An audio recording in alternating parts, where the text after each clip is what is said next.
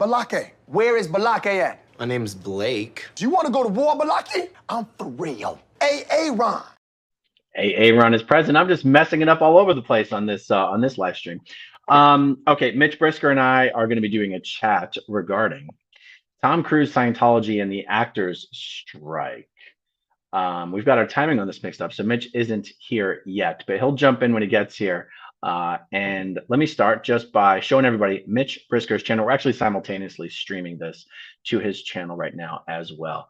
If you want to get more content directly from Mitch, go over and subscribe to Mitch Brisker right there.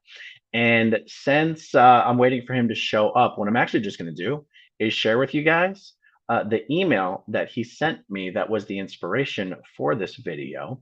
That way we can get the ball rolling, since this is the content that we will be discussing. Mitch says he will be here in 1 minute. So Mitch says, I think this will be helpful just to get some of the information here. I enjoyed the piece you did on Tom Cruise not participating in the actors' strike. Couple of things. Even though I was at Golden Era Productions for most of my career, before going to Gold, I had a lot of experience in the motion picture and TV advertising worlds and maintained connections and awareness throughout my time at Gold. When I was running my commercial production company, I was a signatory to the American Association of Advertising Agencies, the equivalent of the AMPTP. The AMPTP is who the Screen Actors Guild is striking against. The equivalent of the AMPTP in terms of being the official collective bargaining representative for the TV commercial business, just as the AMPTP is for the film industry. Let's see. He says, if you cover this ground again, you might want to have me on to help you decode the arcane world of labor versus management in the movie business. The simple fact is the actors asked for a bigger share of streaming and the producers told them to F off, so they went on strike. It's the age-old drama between labor and management, but with a celebrity twist. The Screen Actors Guild is seen as a particularly cringeworthy outfit, as their membership unemployment is abysmal. Barely 3% of Screen Actors Guild actors are employed at any given time. And you can practically buy your way into SAG, whereas all the other motion picture guilds and unions have relatively high employment numbers and are very strict gatekeepers. As the markedly anti-labor rag the Wall Street Journal put it during an actors' strike some years ago, quote, when actors go on strike in Hollywood, you cannot find a waiter.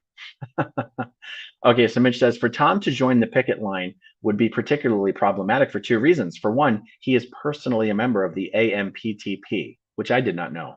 So appearing on the picket line, he would be striking against himself.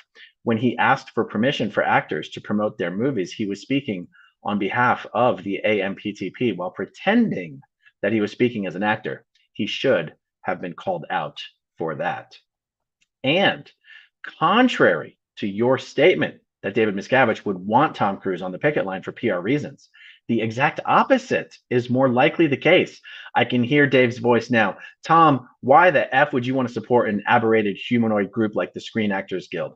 Seriously, it would be looked down upon for Tom to be seen as supporting any group other than Scientology. I've had personal experience with this when, as a member of the Directors Guild, I was chastised for pointing out that some of Golden Era Productions' procedures fell outside what the Directors Guild Association considers best practices for ensuring crew safety. The DGA, by the way, is legally responsible for the safety of all cast and crew. Very, very interesting. Okay, so let's see. Mitch, are you there?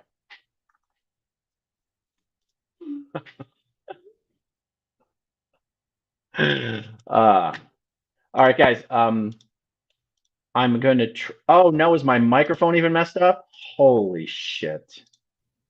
Wow, wow. This really is the most misadministered live stream of my lengthy YouTube career.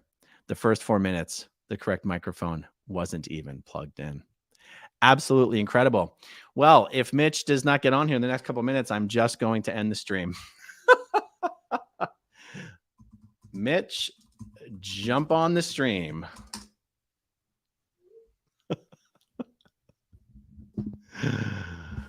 Oh my goodness. I should have just waited a few minutes.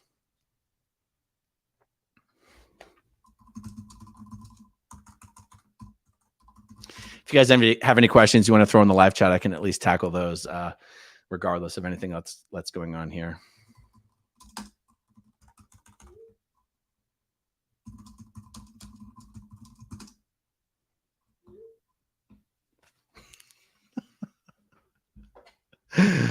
Let me see. What does this say? I saw sometimes you just have to cut your losses. Sometimes you sure do, but we're gonna get this one done. We've actually spent like 30 minutes getting it all lined up, and then okay, well, you're in StreamYard, but you're not in the chat.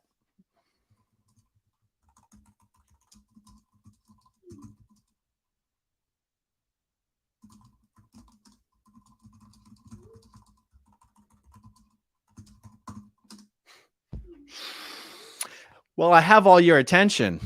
I am getting so close to that magical number of 170,000 subscribers. And once I do, I'm making a $500 donation directly to the Aftermath Foundation. So many of you viewers out there have offered to match or partially match that donation. So once I hit that goal, I truly think we're going to be able to raise as much as $10,000 for the Aftermath Foundation. So sometimes you might think you're subscribed to a channel, but you're not. YouTube just keeps showing my stuff to you because it thinks you want to see it. So just double check. If you're not subscribed, hit that subscribe button. Help me get a little bit closer. All right. I'm trying to text with Mitch, and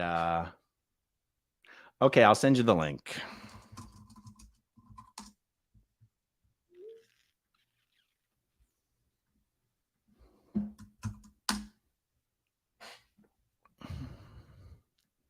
There he is.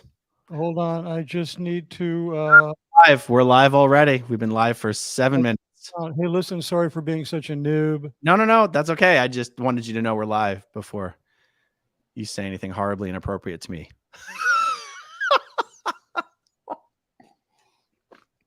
Mitch, are you there? I can hear you and see you. What you doing? Mitch, you're totally here, live, loud and clear. You can't hear me? No sound? No, I can hear you perfectly clear. That's weird. I can hear myself. Mitch, I can hear you. 1 second. Mitch, you should be able to hear me now. I can hear you. I promise. Can you hear me?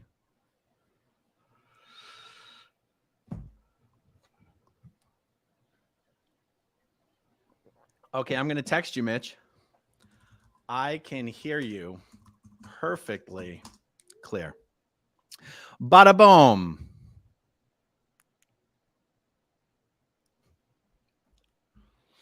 Hello? I can hear you. Okay, great. I got you now. Sorry about that. We're All right. having technical difficulties out here on the West Coast. Good to see you. It's okay. I spent the first 4 minutes of this video speaking with the microphone not correctly plugged in. So we're doing great. We're batting 1,000. This is perfect. Exactly. I didn't want to make you look bad, so I came in and I had everything all screwed up. Okay, so let's talk about this strike. Let's talk about this strike. By the way, I read your email so that people had at least we're getting your thoughts on what we had discussed. So tell me about so first of all, I did not know that Tom Cruise was personally a member of the AMPTP. Are you totally sure about that? Yeah, I mean, okay, I've not seen his membership card, but I'm assuming he is because he is a producer. I mean, maybe he's just a member of the Producers Guild. So I don't know. The Producers Guild is totally different from the AMPTP, right? Yeah, I understand that. It's an association.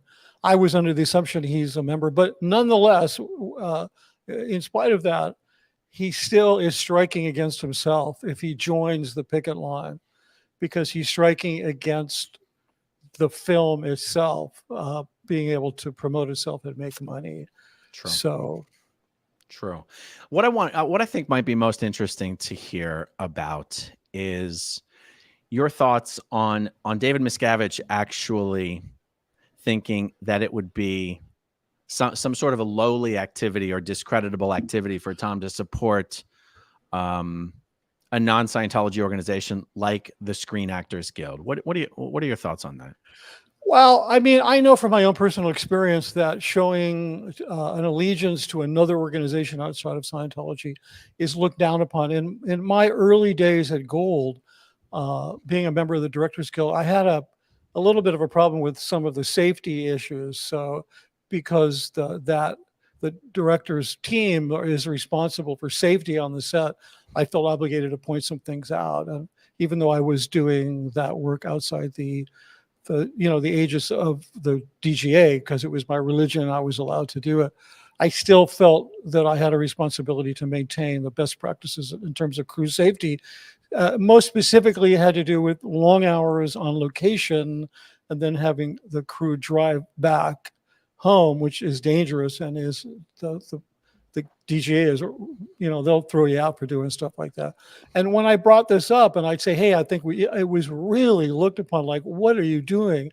Referring us to somebody else's bylaws, somebody else's standards. So, based on that, it seemed to me that you want to kind of lay low when it comes to your association with supporting other third dynamic groups. Because remember, I'm sure as your audience knows, the Scientology principle of dynamics, and the third dynamic being a group. And first and foremost, you owe your allegiance to Scientology as a group, not some other group. They're just humanoid. So, unless they need it, like at Gold when we needed to get a special compensation from SAG so we could hire SAG actors and mix them with the Gold staff. And then all of a sudden, for 15 minutes, they're your best friends. So let me ask you this: how does the production schedule up at Golden Era Productions? How does SAG striking impact Scientology's ability to make their films? No, because they mostly hire non-union talent, so it's not a problem. They do have a contract that allows them to hire SAG talent at a lower rate. That's up to the talent. We've paid people good, way over scale. But they have a contract that they can hire SAG talent and mix them with non-SAG, as long as the non-SAG are their staff members. Interesting. Yeah, actually, what's her name? Catherine. Shirley Sansola. No. She was a Scientologist who used to work for SAG, who helped us negotiate the deal. Shauna Brake. I'll think of it. I'm so sorry. She testified for Shannon Brake. Paul Haggis. Yeah. Brakefield. Yeah. Shauna Brakefield is her name. And she worked for SAG. She testified for Paul Haggis. I'll take your word for it. I didn't know her. No, she did. It was in the papers. Word for it. I did. I'm just saying I don't know her. I don't know her. No, but I thought you followed the trial. But that's fine. When she was a witness for Paul Haggis, because when she was at SAG, Tommy Davis had asked her to go through his folder, his SAG files, and see if they could find any dirt. So they were trying to show that the church is capable of doing those kinds of things to help Paul out. But when she testified in Paul's case, was she testifying for Paul or against Paul? No. She was for Paul. She was in support of Paul. Paul's he was basically saying, hey, look, the church is doing this to me. And she came in and testified, oh yeah, Tommy Davis asked me, pretty much ordered me to go through his SAG files to see if there were any complaints on him or any dirt on him. So, oh no, she was definitely testifying in support of him. But she also, when she was Scientologist, she helped us to negotiate that deal with SAG. But that's a little off. Why did Scientology want to negotiate that deal?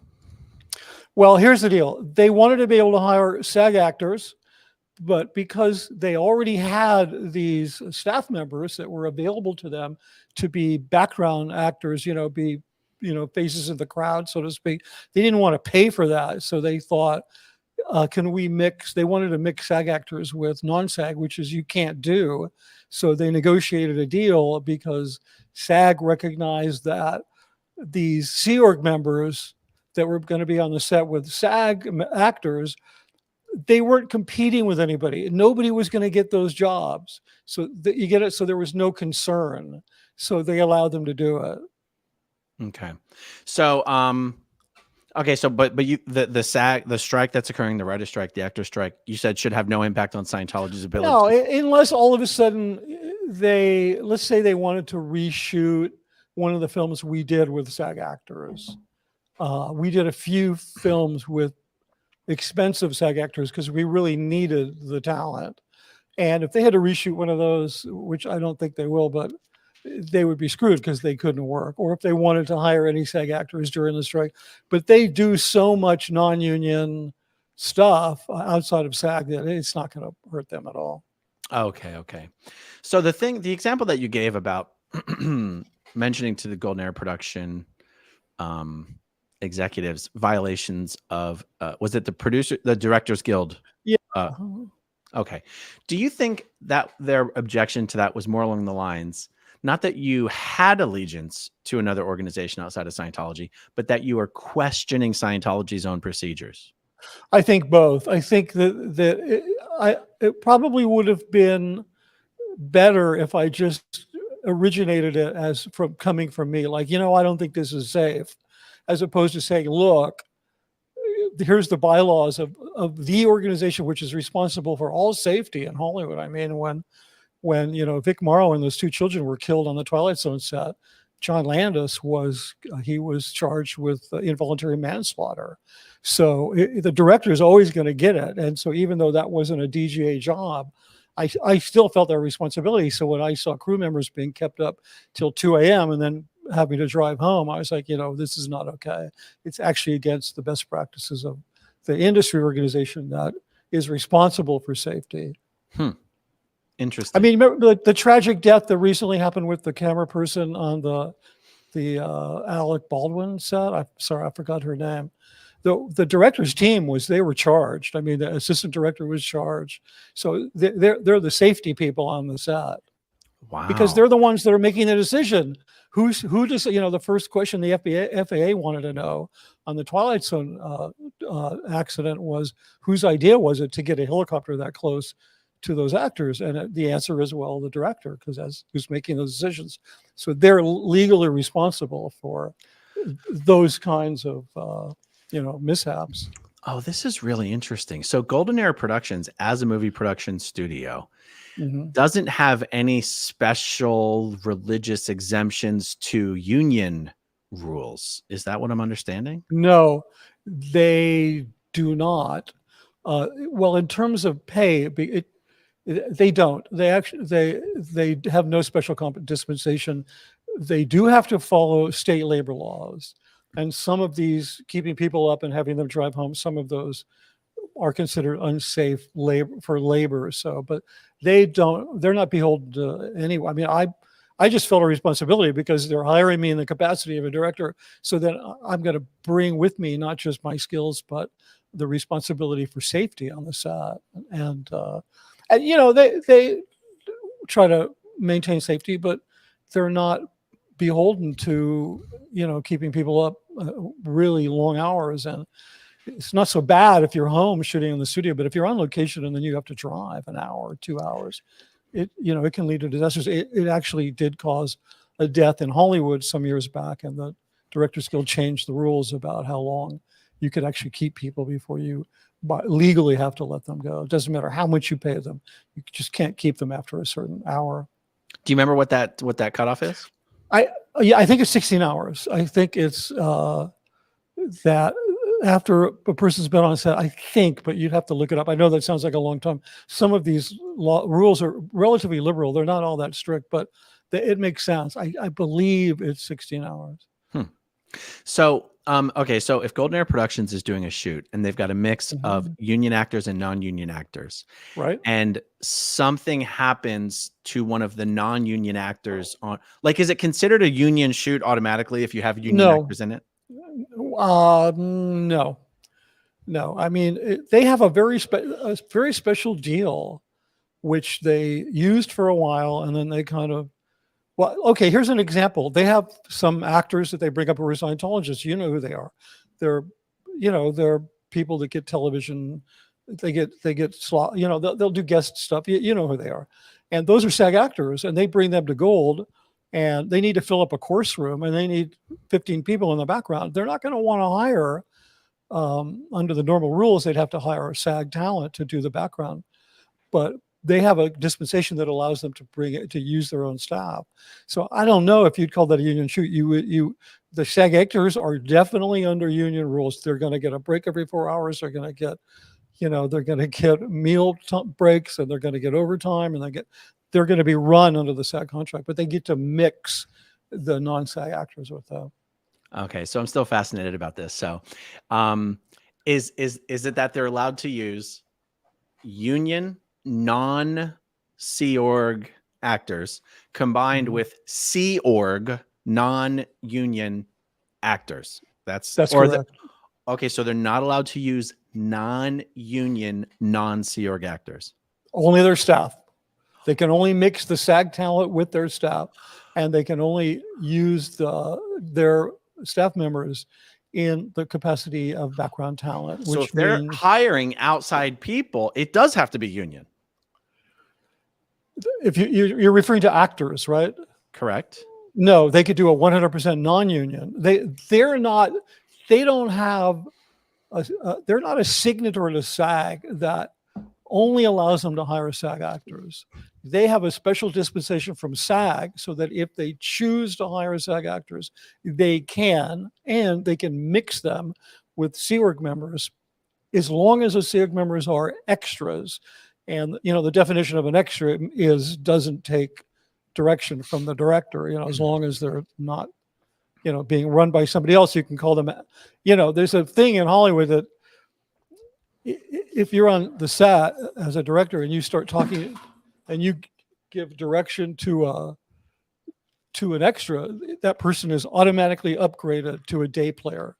All you have to do is talk to him. All you have to do is say, would you mind just kind of smiling a little more? Like if the director said that to an extra, the extra is going to smile real big because he just got a bump up. What if I was an extra in a scene of a movie Simon West was directing, but I was the only extra and Simon West said, "Action, Aaron"? You're not an extra at that point. I was robbed. Yeah, you were, dude. You absolutely should have been paid as a day player if he gave you the direction. Damn it, I want my money. Yeah. I'd sue. So, that actually happened. That actually happened. No, I can imagine you would not make that up. I could tell by your reaction. That's crazy. That was the general's daughter, by the way. Okay, so let me see. What else is noteworthy, worth discussing about Tom Cruise, Scientology, and this actors thing? You think, because he's taken a lot of heat for not supporting the actors, and I have said, and he should, and I'll tell you why. Mm-hmm.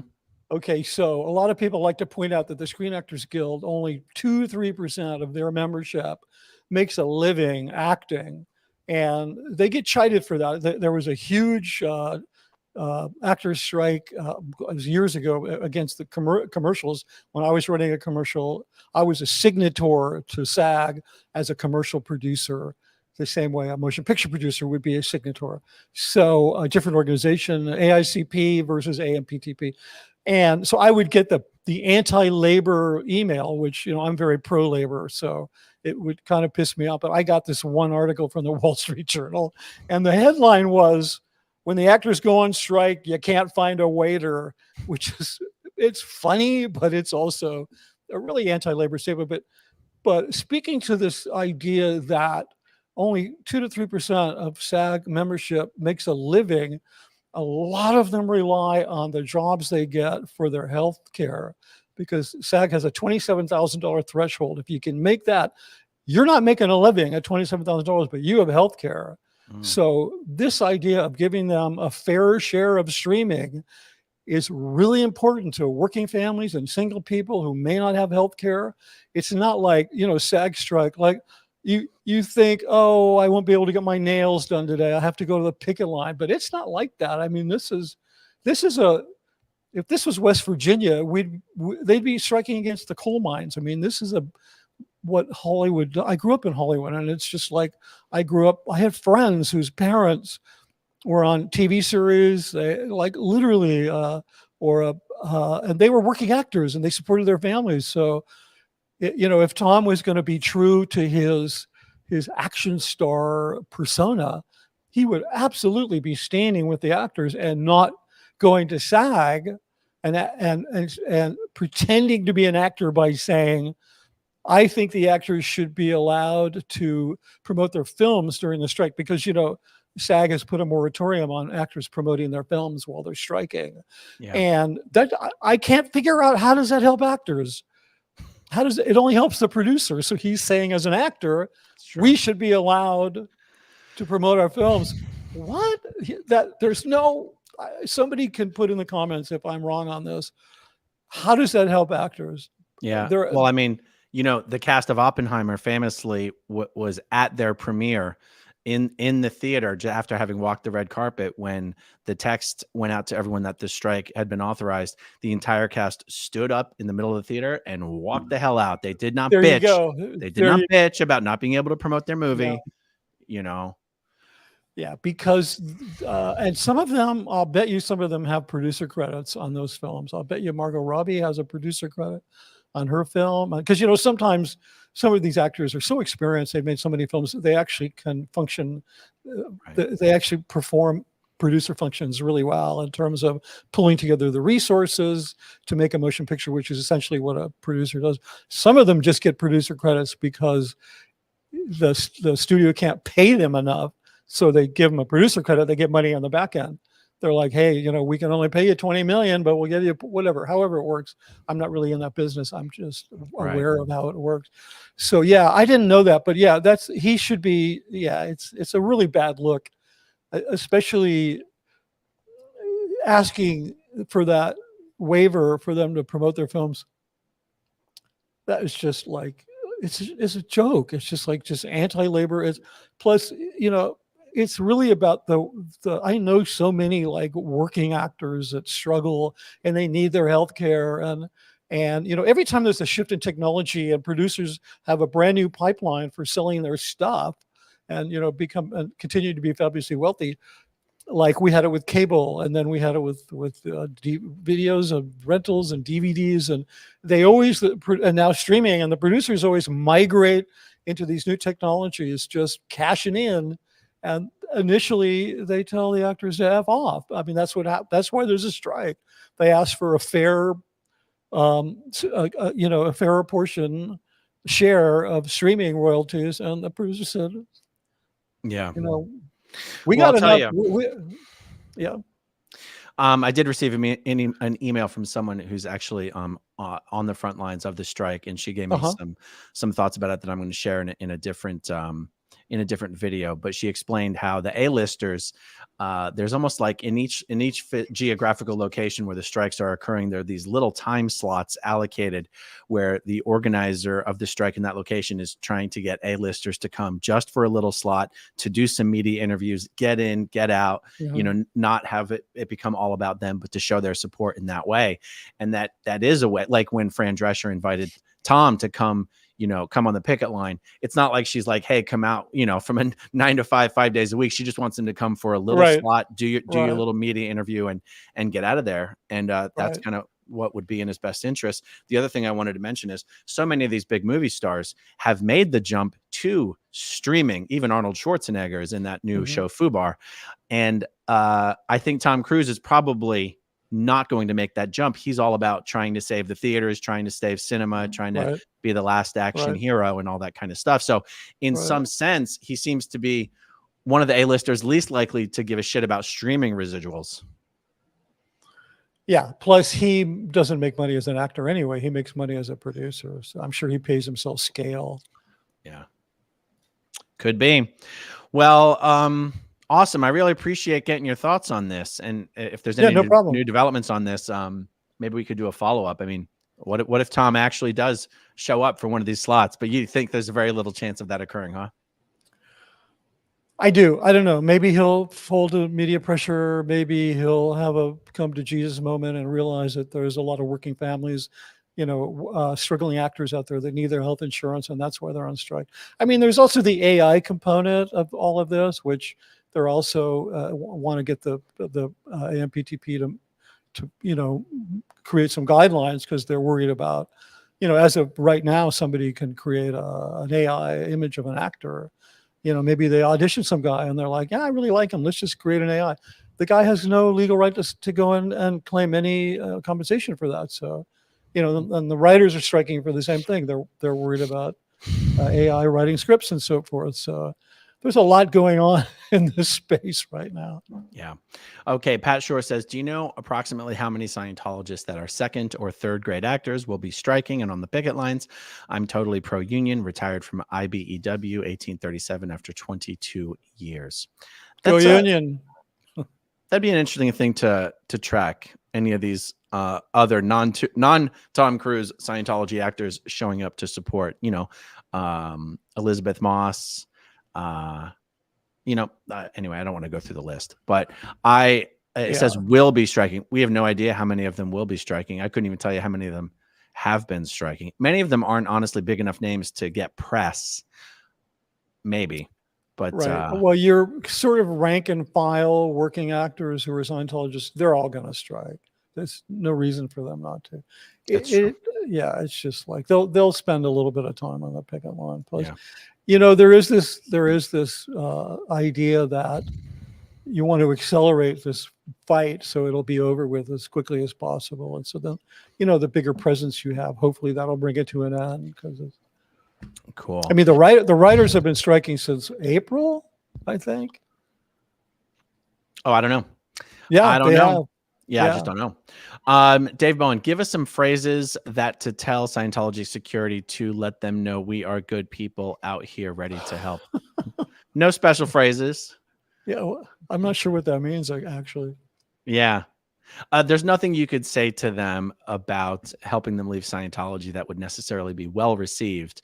The best advice would be to whatever you say to them, just to be nice and kind and caring, because anything else will just be perceived as hostility and aggression and antagonism, and won't accomplish anything really.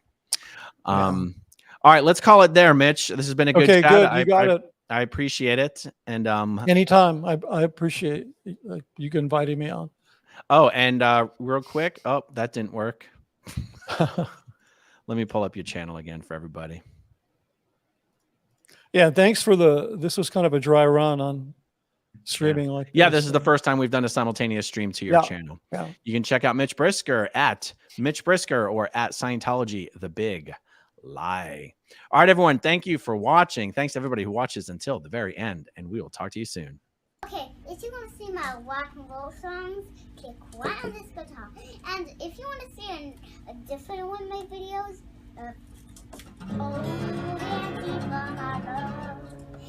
then you could click right inside here. If you have subscribed or not, subscribe right here. Bye.